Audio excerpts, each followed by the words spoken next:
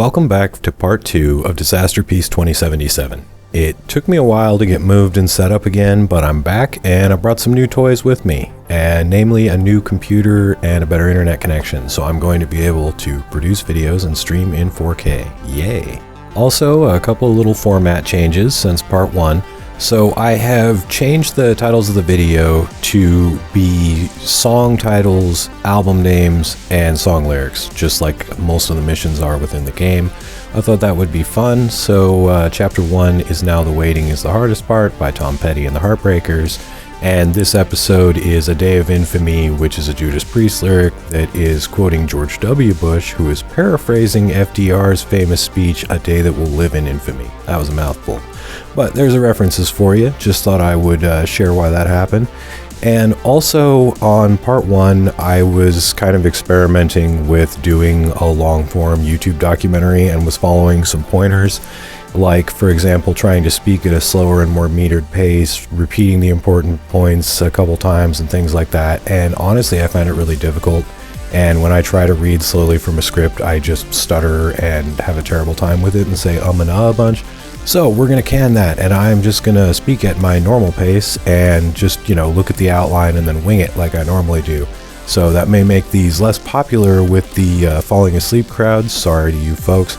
But I can cover more information and repeat myself less, which is more entertaining to me. It's been over 6 months since episode 1, so a little refresher of where we left off.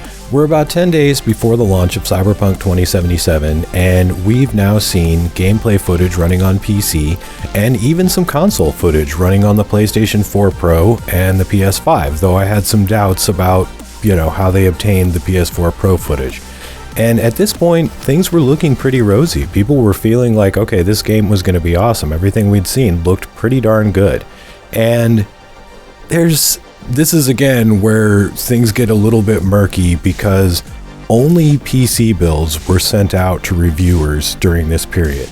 So the only thing that was not canned footage coming from CD Projekt Red was the PC version that was being played by, usually video game reviewers are going to have pretty decent PCs. So that is the only input we got before launch. If you watched part 1 all the way through, I hope you got the impression that I try to both level criticism where I think it's fair and diffuse criticism where I think it's unfair and can be extremely hurtful.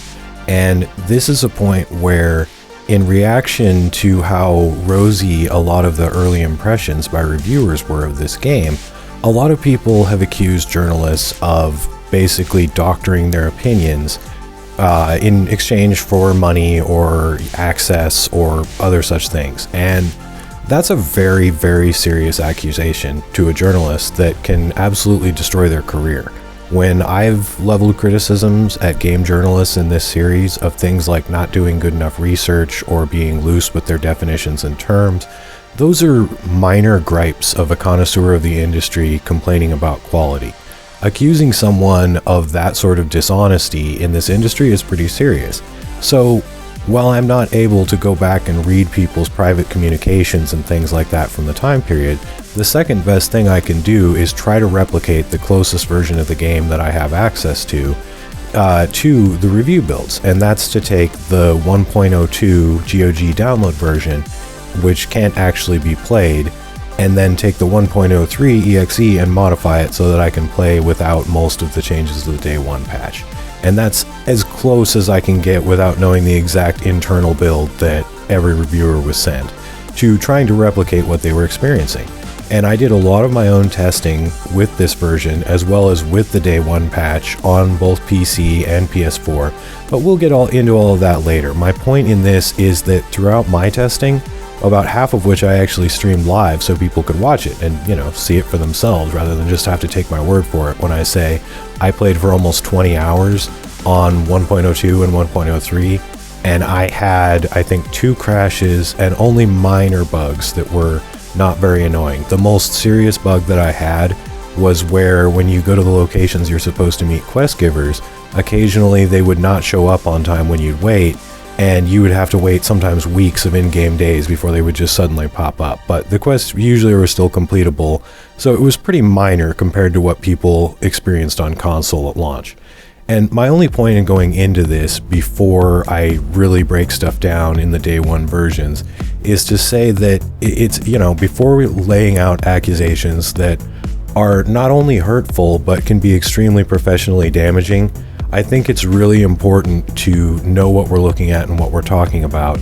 And in this case, the PC version, as I will demonstrate, was very, very different than the console version on day one. And also the performance for someone with a pretty decent PC, which I would assume most game journalists have for their testing, versus someone with a much cheaper PC, like a lot of us have, was also a pretty significant difference. Not so much as PS4 or Xbox One to the PC version, but it's definitely hugely significant what you play on, and especially what drive you play off of. People, for example, that were playing it on a decent PC, but were trying to run it off of an older SSD or even a platter drive, would be getting a similar experience in a lot of ways to what people were experiencing on consoles.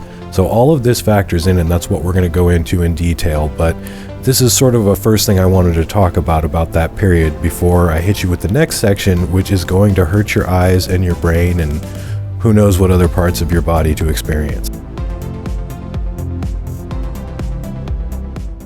Now, you may remember our official pre-release PlayStation footage from last episode, and how I called it, in the parlance of the area my dad grew up, horse shit. And more specifically, I talked about how it was kind of duplicitous showing off the PS4 Pro version and the PS5 only and not showing the base model. But also, I had some serious doubts based on my own experience that the PS4 Pro version even ran like this at launch. So let's just rip off the band-aid and look at the ugly of what this game actually looked like day one, running on a slim PS4 with the stock drive like a lot of people would have been using. Ta-da! Welcome to the world. You are one ugly baby. I'm talking about the game, not my character. Come on, his mama loves him. But the day one version of this game running on a base PS4 is ugly, and basically the same for an Xbox One. Like, the alpha textures, like the dust on the mirror, look terrible. The shadowing is way, way lower than, what we were led to expect the game would look like. Just everything is bad. And now switching here to the intro montage playing on a PS4 Pro, which you'll notice that they did not include in their official video. They skipped right past that part. We're able to keep up the frame rate, which the base model doesn't, but it's still not able to load the assets. And this is with a stock platter hard drive, not upgraded at all. But even the PS4 Pro, well, it's, maybe some of their footage was okay, they were very careful not to show this, where it's just plain not able to keep up with the asset streaming, and it frequently looks pretty bad, in addition to all of that stuff like pretty low shadow detail, some terrible hair meshing and anti-aliasing, all kinds of stuff that just really makes it look like a previous generation game at sometimes, and really does not meet people's expectation for this, huge, awesome game that they were expecting. That people kind of, I think, felt like this was going to be the last big hurrah for the PS4 generation, like a lot of games are, where they just really push that hardware to the limits. And this is definitely pushing the hardware to the limits, but not in a good way. Bad performance and glitchy graphics, unfortunately, are only one part of the story. If it had just been like that for a late generation game, it probably would not have raised the level of ire that this game got, even with its high profile. Beyond just this, we have the bugs and the glitches. I've made it sort of a mission statement for this channel to not just display this stuff and complain about it, but actually try to explain in layman's terms what causes things like this to happen in games. So let's get right to that with some of this. The biggest problem with Cyberpunk 2077 at launch was asset streaming and prioritization. Now, I'll get into this on a little more technical, but the thing I want to say before we get any farther is that this is something that usually happens in optimization towards the end of the process. And it was clearly much, much worse on the consoles than it was on PC, and that exacerbated some of the other problems. But it definitely appears that this game, all of the pieces were not put together so that they could see how in sync all of the pieces were, and then optimize that across all platforms and levels of hardware. And that's really what causes a lot of this stuff to happen. So let me break down briefly asset streaming and loading. When most games run, They're taking the compressed archives in the game's files, unpacking those to a cache on your hard drive, then is shuffled into the VRAM as it needs to be displayed on screen. Within these cached files that are ready to be loaded in the area of the game that you're in are various pools for the models, the textures, different things like that. All of this stuff needs to be put into the on-screen presentation of the game in sync with other CPU and GPU core heavy tasks like physics and other calculations. Otherwise, things get out of sync and they break. And this is the most fundamental nature of most bugs, glitches, and crashes that you see in video games overall throughout the entire industry, honestly. When one or more systems within the game become out of sync or break completely, it can cause these sorts of glitches you see, or even cause a fatal error within the program and cause the entire game to crash. Let's break down a couple of common examples real quick besides just the stuff that you're seeing in this footage. So you may have heard the term before, a T-pose. This is what that is. This, in almost all animation software, is the default position for a model when it's loaded in. So before any animations are applied to it, this is what it looks like when you just drop it in the program. So sometimes you'll see characters do this in between a series of animations, or even just revert to this default pose and stand in this position until the game is reloaded. As silly as this looks, and as popular as it is for game journalists to just point at this and say, oh haha, game broken, T-posing can actually be a very insidious problem that can be hard to get rid of and is not necessarily the fault of the animators, the model designers, or any one specific person. The reason for this is that animations in almost all game engines are highly dependent on being matched to the frame rate of the game and other systems within. So if things get out of sync and out of speed, one of the first things to break is animations, and if it is completely broken, characters can revert to their T-pose and the animation system just basically curls up in the fetal position and stops. Another really common problem that you can see throughout this footage is when different models or parts of models fail to load in time or fail to load at all, such as when your gun doesn't appear in your hand, or the pew pew bug as I like to call it. Another example in this game that's more embarrassing to CD Projekt Red is one where your character would have a penis hanging outside of your clothing. Hilariously, this would occur regardless of your gender choice, or even if streamers had chosen the no genitals option to hopefully not get themselves banned. In a similar vein, this is caused by things getting out of speed and out of sync, but running into something that almost all programs have, fail-safe code, that will force it to get something done basically in a quicker and dirtier way if it's not able to execute the operation normally in time. And in the case of something like, say, your gun, this just forces the game to load your weapon without any textures, making it invisible. In the case of the characters, it goes through and it first decides the layers of your clothing, since V has a multi-layered character model with your body, your underclothes, and then your overgarments. It will sometimes just say load everything. It'll sometimes load undergarments showing through your overclothes that are supposed to be hidden. And sometimes it'll just default to what seems to be the number one genital option, which is penis 1, which will make your penis spawned even if your character isn't supposed to have one on top of your clothes, because the game just said, hey, whatever, just put something on screen, we need to not crash here.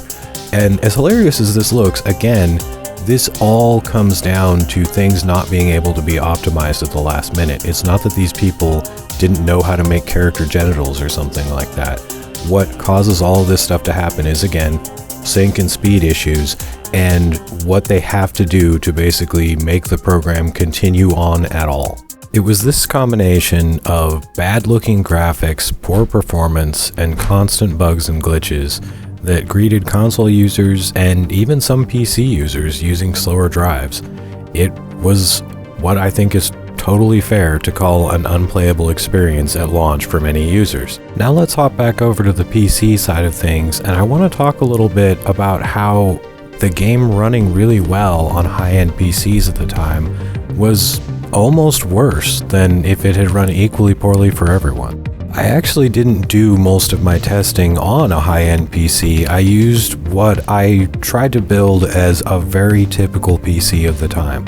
So I had a 7th gen i7 and a GTX 1060 6GB, but what I did is I had what would have been a pretty fast drive of the time. I had I think it was a Gen 2 PCIe SSD that had pretty decent speeds. It wasn't top of the line, but it's above the average of what people would have had for the time. And the experience was, well, I've said night and day. I know I've said drastically different. I've used all of those things before, but I mean, just look at this. It's really smooth, and honestly, it's pretty gorgeous, even without the ray tracing effects turned on. I definitely want to glow more in a moment about how much I enjoyed playing this version of the game. But before that, I really feel the need to talk about the huge negative impact it had on the game's image. It doesn't take much, honestly, for gamers to start arguing and bickering about anything, and PC Master Race versus consoles is one of the big ones. So the perception, real or not, that the PC version is much better optimized and that the console version is pretty much garbage, it gives people a lot of fuel for the fire. And in a case like this where, I mean, you can't deny it, I'm showing them to you side by side, and regardless of what CD Projekt Red tried to do in their, deny, diffuse, etc. response, it's hard to deny that the PC version came out a lot better looking than the console version and was a lot more fun to play. And that concept that CDPR had presented themselves as a PC-first developer, but they'd promised that this game, it was going to be a simultaneous launch, it was going to be great, it was coming out on PS4 and Xbox One, and I'm not trying to do one of those, hey, this is how people responded, let's talk about the talking points, but it sure looked like bald-faced lies at this moment, and it gave people a lot of fuel to the fire for the PC Master Race versus console gamer debate, culture war, whatever you want to call it. And as much as I can't stand that stuff under any circumstance, with this game, it reached absurd heights. Before we do move on, though, to the very dark days after launch this game had, I want to give credit where credit is due and say that the PC 1.03 Day 1 version of this game is really good. It's not a myth when people say that it was a pretty good experience if you just turned off the internet, plugged in the game, started playing, and just went the whole weekend on it without listening to what anybody else said. You'd have a pretty good experience with it, and I did playing this version. I don't think it's really as simple as that Cyberpunk was downgraded or upgraded by all the changes it would receive in the future. Development's just a messy process with sometimes 2 steps forwards, 1 step back. That being said, though, there are definitely things about the way the game originally looked and ran that I miss, and I go back just for the slightly different feeling and play this version again. And it has a little bit of a different vibe. It's hard to put your finger on. I mean, you can go back through the patch notes and see how they changed things over time and when different stuff was implemented or added. But when you go back and just go all the way back to day 1, it has a really different feel to it. And I kind of find that I keep missing it and wanting to go back and experience it. So for everything that will be said about the launch of this game and the failures and the mistakes and things like that, to the PC development team and, whoever was responsible for getting this out on day 1 on PC, they should be proud of what they achieved and, for all of the stuff they had to overcome to get this nice of a version of the game running. For everything we know about it now, they did a phenomenal job, and the fact that basically people with decent PCs could go home and smooth over the warts and it made it through the review cycle and all of that, and it seemed pretty decent unless you were unfortunate enough to have a slow hard drive. That in itself is an amazing achievement, and those people, they deserve to be applauded for that, and anything above that level was not their fault or their decision. So my hat's off to you, whoever the people were at CD Projekt Red that made the game look this nice and smooth at launch.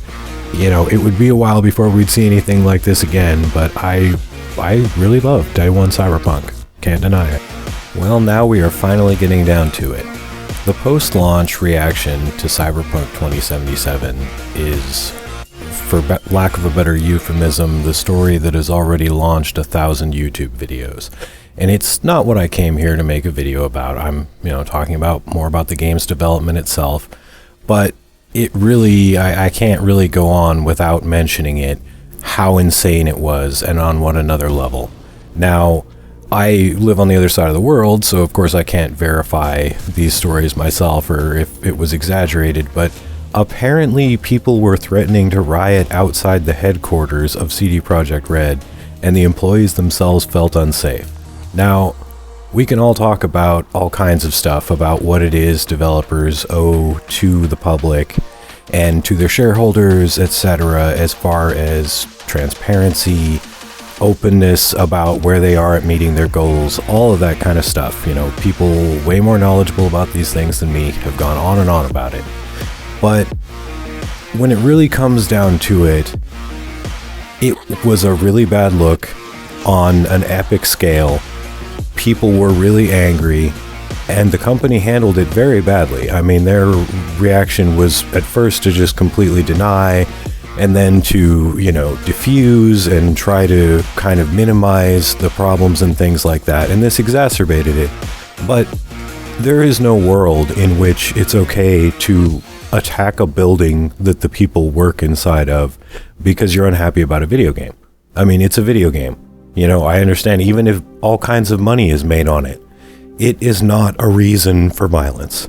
And whatever CD Projekt Red has to atone for their failure to produce and promote a video game, we as a culture of gamers have a lot more to atone for our cultural failure as human beings in that situation. And especially anyone that not only contributed to those kind of activities in any way, but even advocated for it on social media. You should be ashamed of yourselves. You know, I mean, it's not only throughout this documentary am I trying to kind of take both sides and play devil's advocate both ways to talk about how these are honest mistakes made by human beings. And sure, maybe there's some evil people way up the top of a corporation, but they're not the ones whose windows you would hit if you throw Molotov cocktails at the building, okay? Unless you've got a really good arm. So it doesn't even equate or compute in any way. And that's just straight barbaric activity. So it's, again, not what I'm really reporting on here, but I just kind of wanted to state my opinion here that we should never do that again. And I hope that we've all learned from that experience and feel ashamed of our behavior like that towards the developers of a fucking video game. So, yeah. Getting back on topic, on the development end, CD Projekt Red would respawn with 4 hot patches in about a month: 1.04, 1.05, 1.06, and 1.10. To say that the early hotfixes were a mixed bag is a gross understatement. They definitely addressed some of the major problems like quest givers getting stuck and things like that were preventing people from finishing the game, but this is kind of what I call the clock without a clockmaker phase, where people were running around playing whack-a-mole trying to hit the biggest problems as quickly as possible and get them out to the public, just to do anything to appease people, and as a result they were creating new bugs. And an example that I've poked fun at a lot is the duplicate NPC bug, where you'd start to see pedestrians that look identical walking next to each other. And it's not a huge thing, but it is kind of distracting and immersion breaking.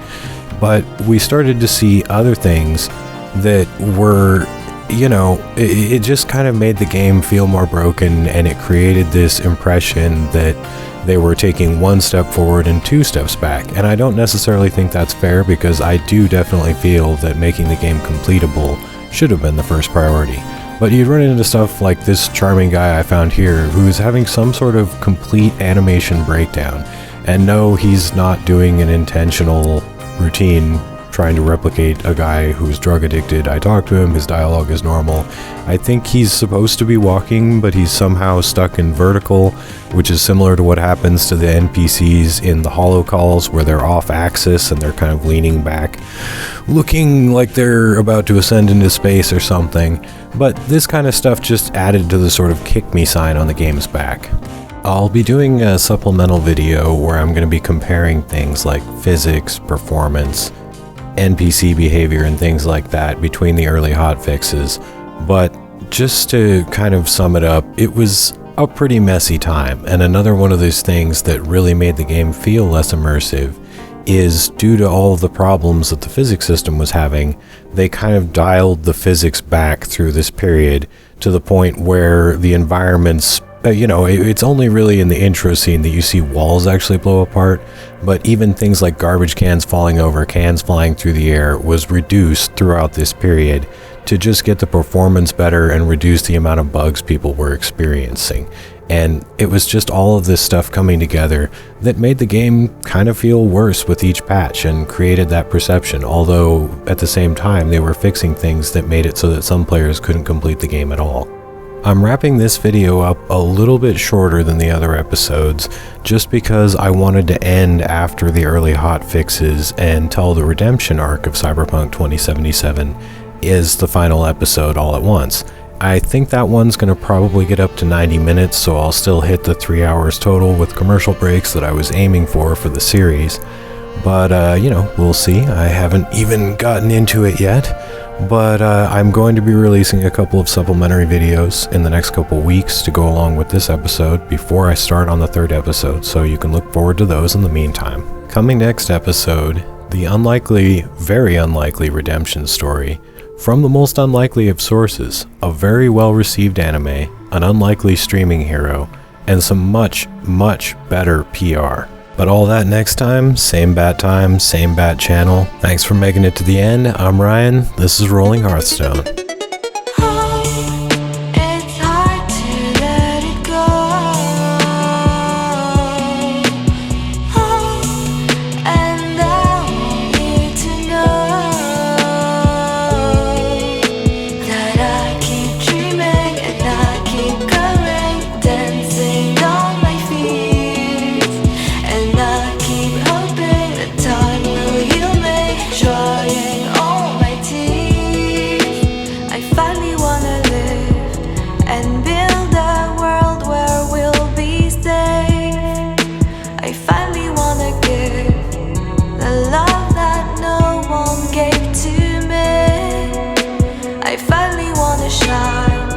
Allow myself to touch the